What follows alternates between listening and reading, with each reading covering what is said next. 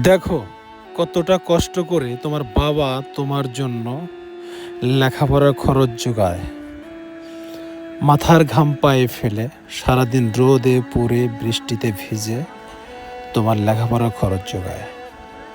সেই টাকা দিয়ে তুমি আসলে পড়াশোনা করবা নাকি অন্য কাজ নিয়ে ব্যস্ত থাকবা, ডিসিশন তোমার। নিশ্চয়ই তোমার বাবা মা তোমার কাছে ছাত্র বয়সে প্রত্যাশা করে ভালো রেজাল্ট, ভালো একটা চাকরি, সর্বোপরি ভালো একটা মানুষ। আমি জানি না এখন তুমি কি ভাবছো, তোমার মগজে মননে লেখাপড়া আছে নাকি অন্য কিছু ভাবনায় আনছো। আমি প্রতিটি বাবার কষ্ট ফিল করতে পারি, কারণ আমি আসলে একটা খেটে খাওয়া মানুষের পরিবার থেকে বড় হয়েছি। আমার বাবা কতটা কষ্ট করে সেটা আমি জানি, আমি ফিল করতে পেরেছি। এ কারণেই কোনো অন্যায় পথে এখনো পা বাড়াইনি।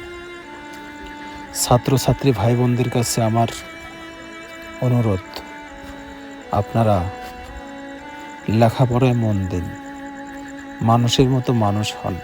যখন আপনি নিজেকে যোগ্য করে তুলবেন, আপনার মেধা দিয়ে, আপনার রেজাল্ট দিয়ে, এর ভাগ আর কেউ নিতে পারবে না।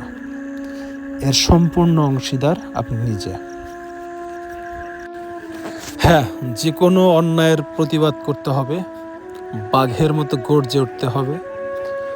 অন্যায়কে ধূলিসাৎ করে দেওয়াই হচ্ছে একজন যুবকের কাজ, একজন মেধাবী মানুষের কাজ।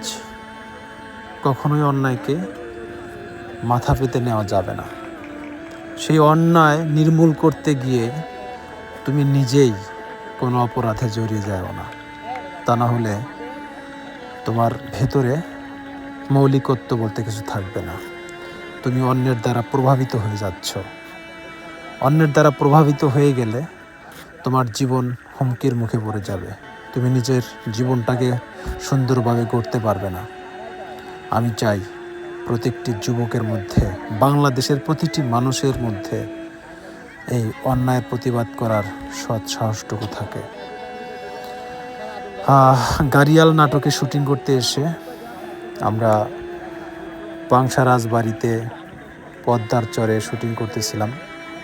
খুব ফিল করতেছিলাম, নাটকটি করতে এসে চরিত্রের ভেতর ঢুকে গিয়েছিলাম এবং তখন মনে হচ্ছিল আমার যে একজন বাবার কতটা কষ্ট, কত পরিশ্রম করে একজন বাবা সংসার চালায়, তার সন্তানদের মানুষ করতে চায়।